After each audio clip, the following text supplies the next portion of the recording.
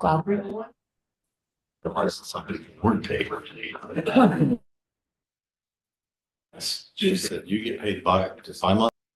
Hopefully, everyone.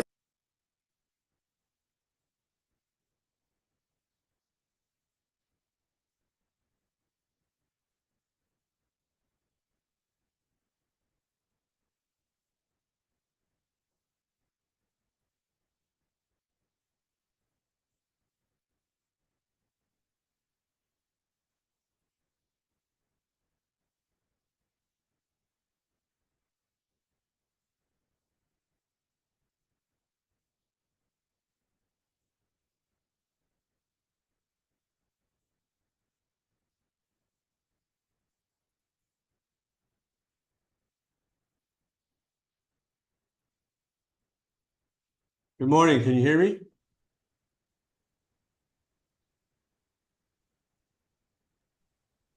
We can hear you. All right, good. Thank you.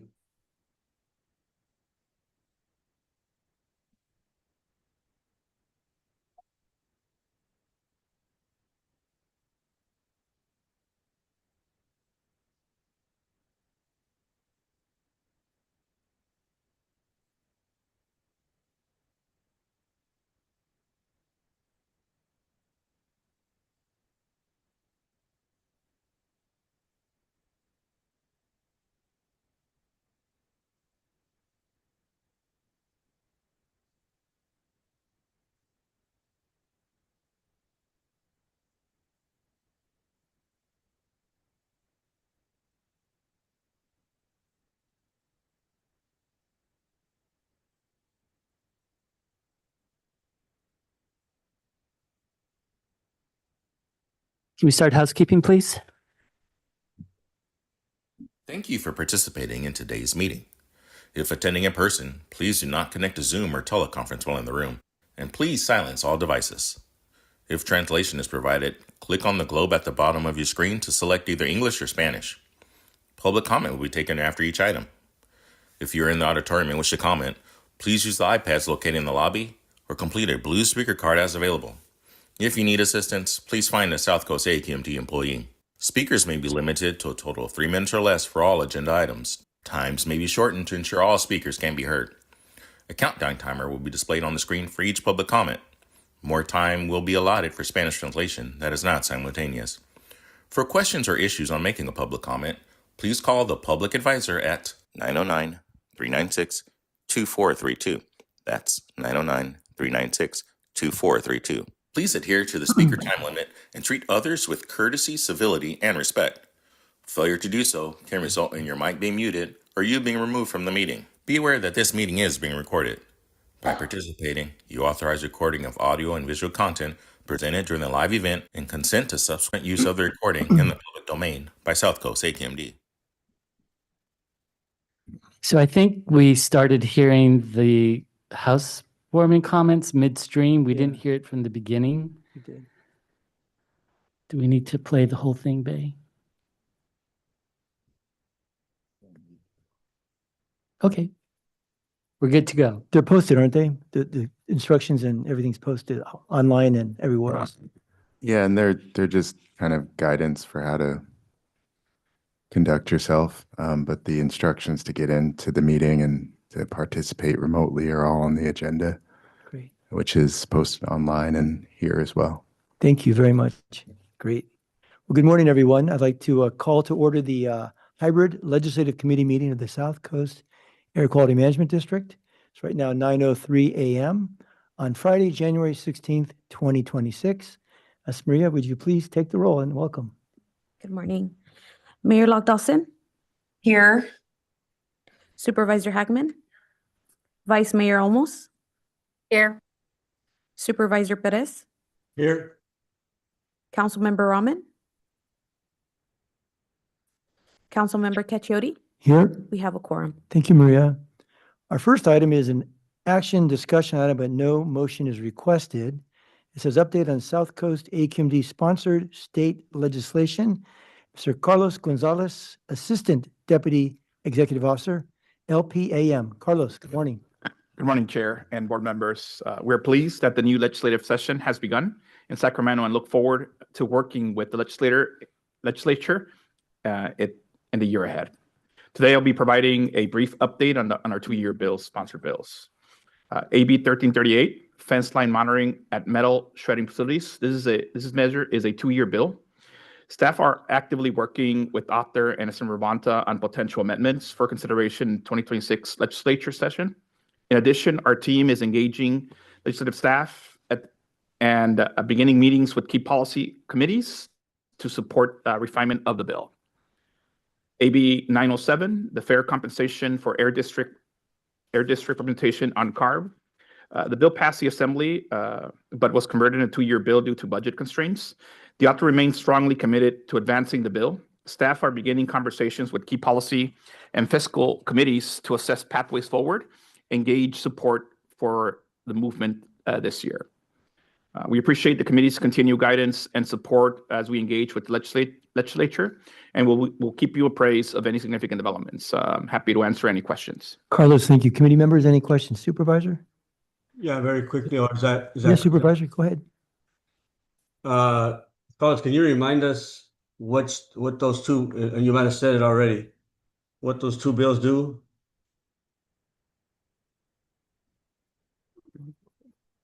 Go for it, Lisa. Sorry. Yes, the fence line monitoring, it is a bill that we're looking for funding to ensure that we cover our cost when it comes to monitoring fence line around different The metal shredding facility? metal shredding facilities. Sorry, I was thinking of another one. And the other one, the Fair Compensation Air Board, basically it's ensuring that we get funding for any board members that are part of the CARB Air Board Research Board. Got it. Thank you. Vice Mayor, any questions? Carlos, I met with you and Lisa earlier this week. I was just curious, the second bill, AB 907, which involves one of our board members from Riverside. Do we have a take on the Riverside State Senator and Riverside Assembly member, if they're supportive of this bill? And your estimate of that? Or Lisa? When we checked the records, we noticed that at least the assemblywoman from the Riverside area had a no vote, not necessarily no vote, but a abstain vote on the bill. It hasn't gone to the Senate, so we're not sure where folks will land in that. One of the things that we're looking at is as of right now connecting with different committees and trying to figure out if there is a pathway forward on the bill. It stopped, it seems, because there was some budgetary constraints with it. And so as of right now, we're connecting right now with different committees as we speak to try to figure out if there is a pathway for us to move the conversation. And if people still feel that there's budget constraints on the prospective bill. It seems that folks like the conversation. It's not the first time that we hear this particular bill through the said legislature, but we're hoping that us connecting early, that we can find a pathway forward to see if there is a way that we can end up taking this to the governor's office. And Carlos, isn't this a bill really a matter of fairness that most of the board members make significantly more than our representative that goes from AQMD to CARB? And what's the difference in pay? Do you know? Can you mention? I'm not sure. I'll get back to you, Red. Okay. Go ahead. Chair, I believe it's about $57,000 and it's a total of about $226,000 overall. And CARB has indicated that that would come out of their budget. So. Okay, good. But the difference in what the other board members are making and our board member is, you said 57,000? Or what's the difference? And I remember we looked at this bill a couple of years ago. Yeah, so currently local air district representatives serving on the CARB board do not receive any sort of support or compensation. What? Okay. Yeah, nothing. So that's why we're seeking See somebody laughing. to be equitable, right? Because they have travel expenses, et cetera. Yeah. So yes. I thought they got something, but it's really zero? Yeah, it's definitely zero. That's if you are an elected official. If you're an appointee, then it's different. You actually do get some sort of stipend. But Okay. Mayor Patricia Dawson might get lucky. I know I wasn't lucky enough. You know, and I was one that brought this up years ago, and I just hope we get it passed, and maybe the mayor can help out her representatives to get on our side.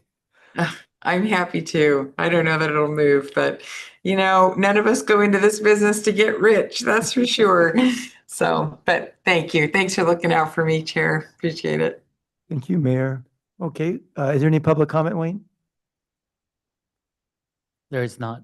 I see nobody in the auditorium. Nobody coming forward.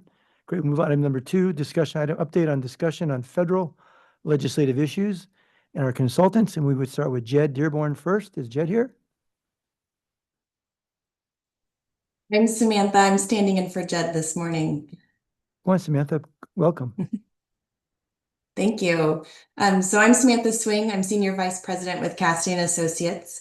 My update today is focused on federal permitting reform, as well as prospects for another reconciliation package. In December 2025, the House of Representatives attempted to build momentum on a permitting reform package with the passage of the SPEED Act, a bill which was led by the chairman of the House of Natural Resources, which largely aims to reform NEPA. But even with that momentum at the end of 2025, the future of permitting reform in Congress remains a bit uncertain. While Congress continues to discuss what a permitting reform package could look like, for example, there's a hearing on the topic scheduled in the Senate Environment and Public Works Committee on January 28th. Actions by the administration to roll back energy project permits, most recently offshore wind permits, have made Senate Democrats in particular less willing to come to the table to negotiate a package. Of note, ranking members Whitehouse of Rhode Island and Heinrich of New Mexico, who are leaders of 2 committees that are key to the permitting reform talks, took to the Senate floor last week to clarify that the future of permitting reform is not being called into question because of their GOP counterparts in the Senate, but because the administration continues, quote, poison the well, end quote, by not enforcing the law as Congress intends.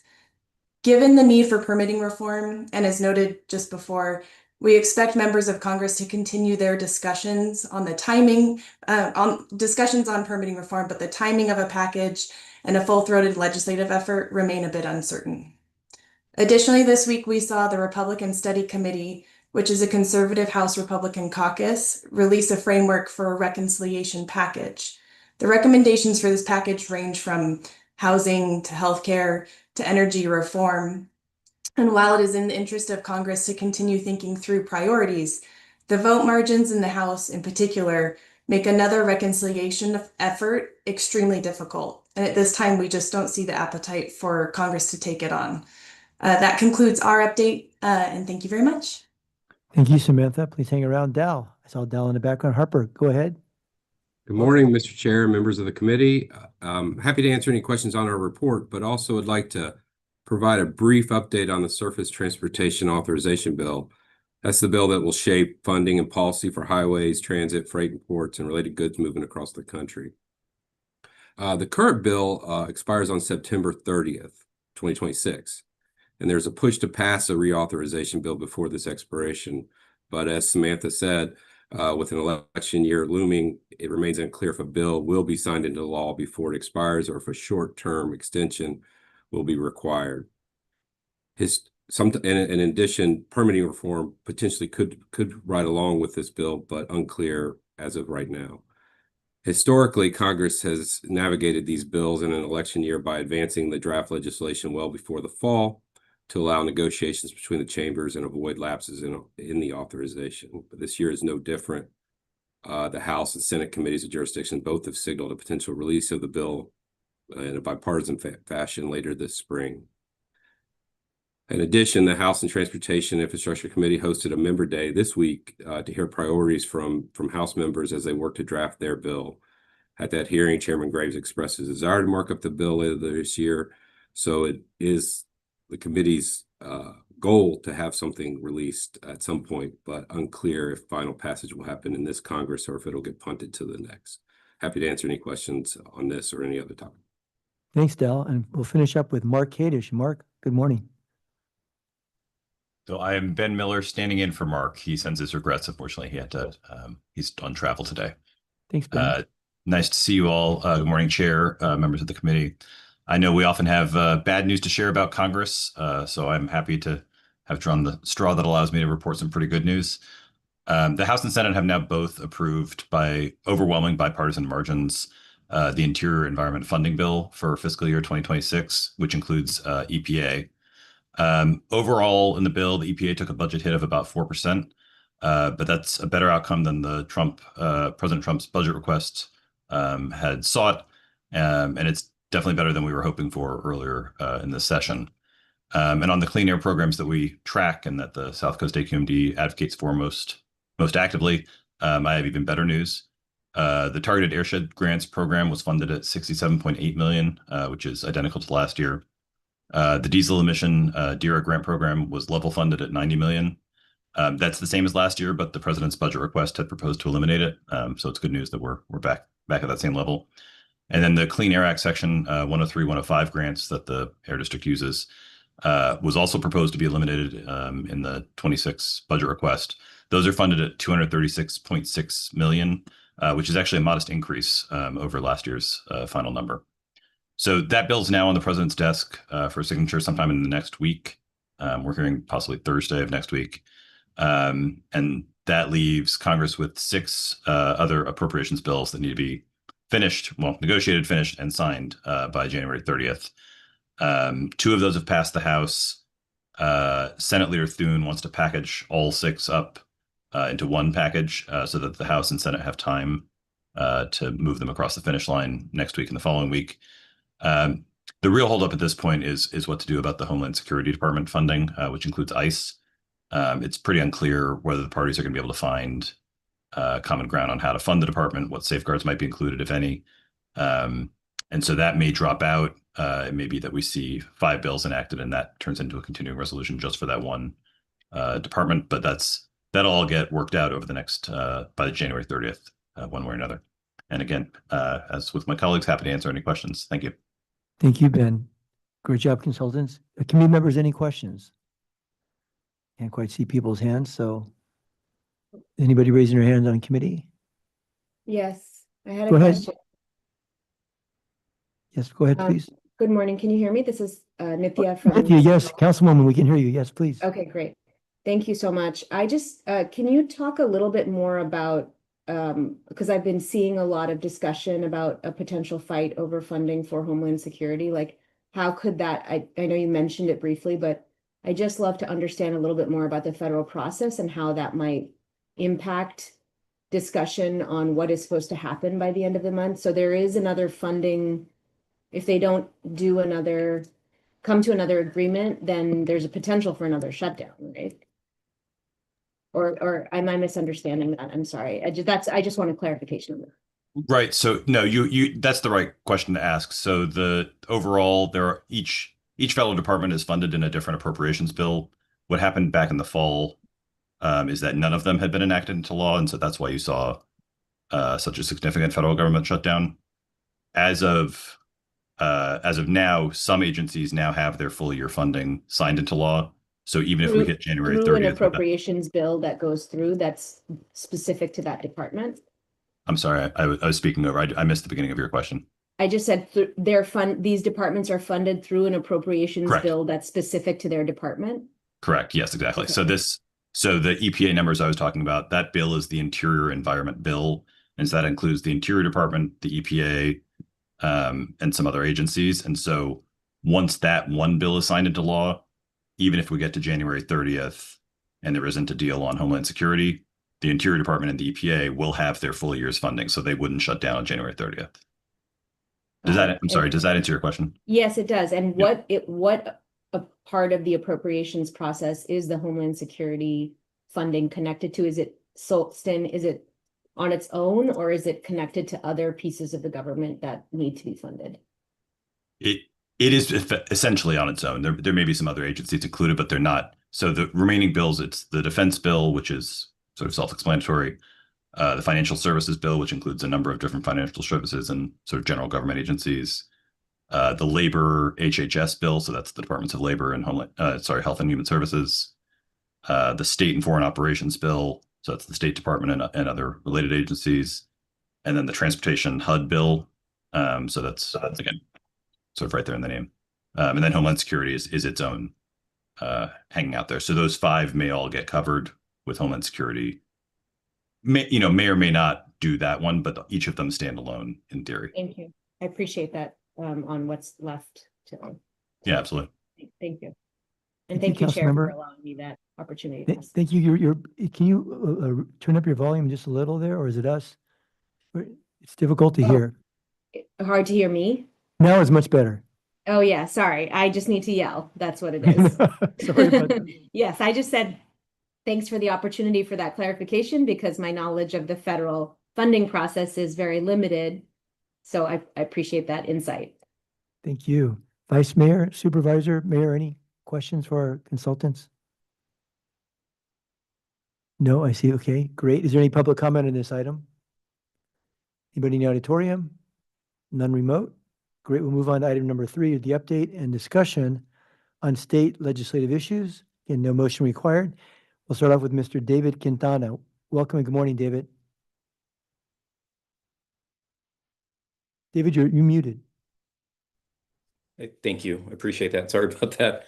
I just want to add, in addition to my report on January 9th, the governor released his new budget for 2026. And it's going to be $348.9 billion for all funds, with $248.3 billion coming from the general fund. Based upon stronger than expected revenues, particularly derived from the tech sector, and specifically 42 billion more in revenues between 25 to 27, the budget window, he's projecting only a modest $2.9 billion deficit. And he's aiming to solve these, he said, with current resources, prioritizing existing investments, building reserves, and maintaining cautions on new commitments. That's his take, the $2.9 billion deficit. There is a counterpoint to this, and I believe that the consultant coming after me, Mr. Buckley, is going to address that. Thank you, David. Ross Buckley. Ross, welcome and good morning. Thank you, Mr. Chair, and good morning, board members. As Mr. Quintana pointed out, there was a counterpoint released earlier this week. The Nonpartisan Legislative Analyst Office released their kind of response to the governor's budget proposal. As a reminder, in November, the LAO came out and said that the state deficit was closer to $18 billion. So the governor having his just below $3 billion is quite a big difference. There were 2 main reasons for their differences in their report that they said. One is the LAO believes that there's a strong risk of stock market downturn. As we know, capital gains plays a huge portion of our state budget. And the second reason is that they believe state spending will be significantly higher, predominantly because of constitutional spending requirements. That's the Prop 98 education guarantee and the Prop 2 rainy day fund. So as Mr. Quintana just mentioned, the $42 billion plus of new revenues, a lot of that gets kind of taken up or spoken for under those constitutional spending requirements. The LAO also goes on to warn the legislature that this budget problem has become a chronic problem. So this is the 4th straight year that we've seen a budget deficit. And in that kind of 4-year time span, we've had to solve for about $125 billion of deficits. So budget solutions in that period.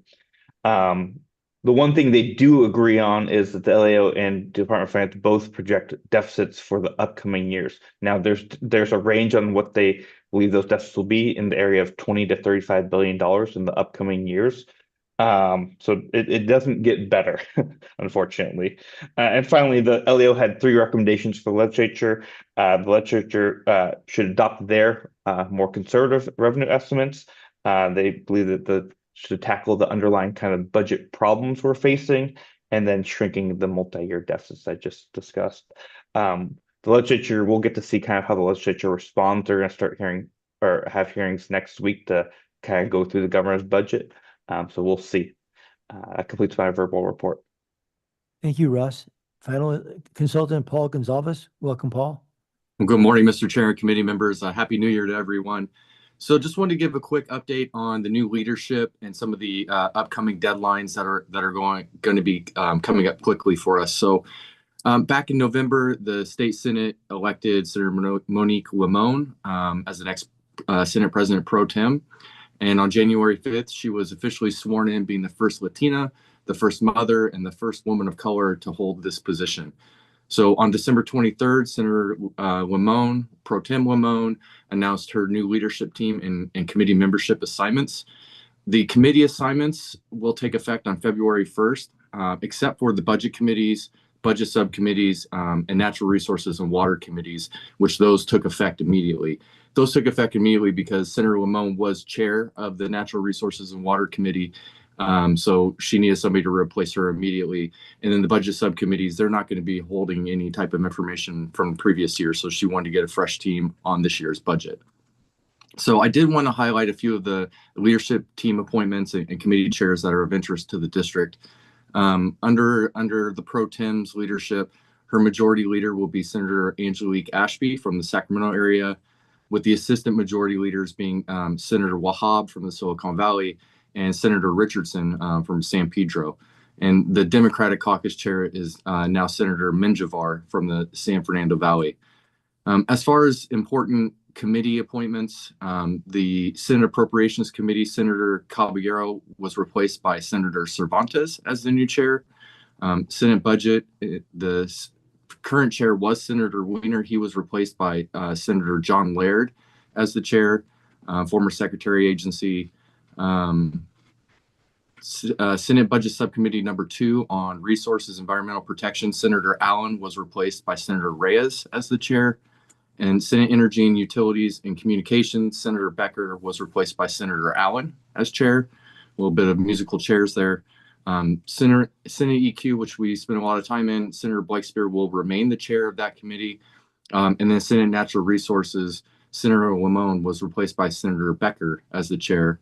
And lastly, Senate Transportation Committee, Senator Cortese will remain the chair. So as I mentioned, the February 1st transition date will allow the assignments to allow for the current chairs to finish the 2-year bills from last year, which have to be out of the House of Origin by the end of this month. And so looking ahead, just want to make the committee aware of some very fast approaching deadlines. Next Friday, January 23rd is the last day to submit language to Legislative Council for drafting. And February 20th is the last day to introduce any new bills. So as a reminder, all bills must be in print for 30 days before they can be heard in committee, meaning most of these bills won't be heard until about the middle of March for their first hearing. This also happens to be right around the time when the legislature recesses for spring break, which is March 26th to April 6th. So have a little bit of downtime between now and the middle of March to get everything ready for the year, but we expect to see roughly 2,000 new bills introduced by February 20th, and we'll continue to keep the committee apprised. So that completes my report, and I'm happy to answer any questions. Paul, thank you very much. Committee members, any questions? Looks like Supervisor Hagman, no? Mayor, council member?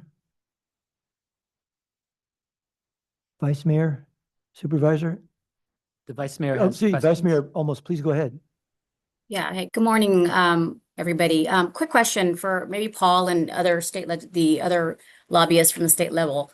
So we were up in Sacramento a couple weeks ago, a lot of local electeds, and we met with a lot of legislators, and they basically were kind of telling us to be proactive instead of reactive.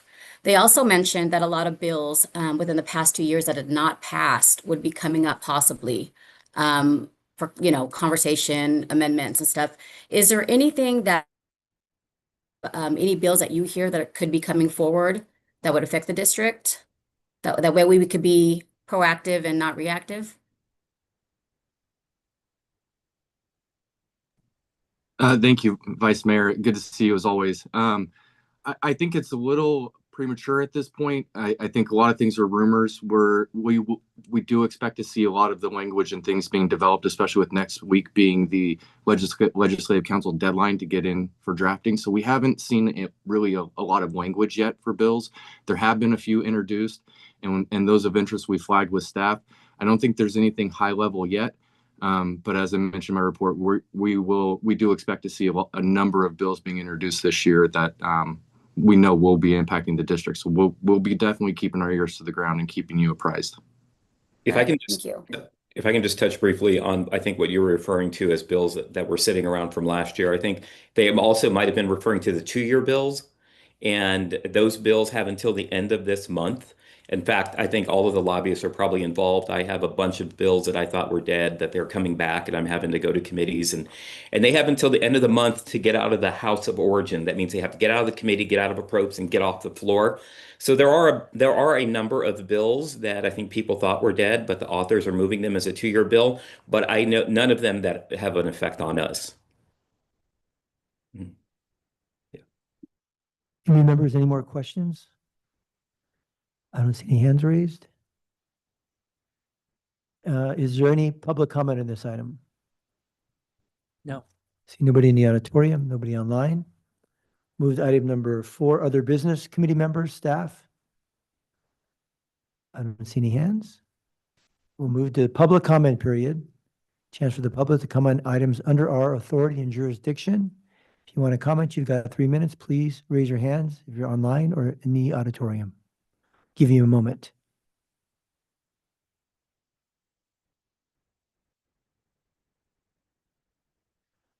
I don't see any hands raised online or nobody's coming forward in the auditorium.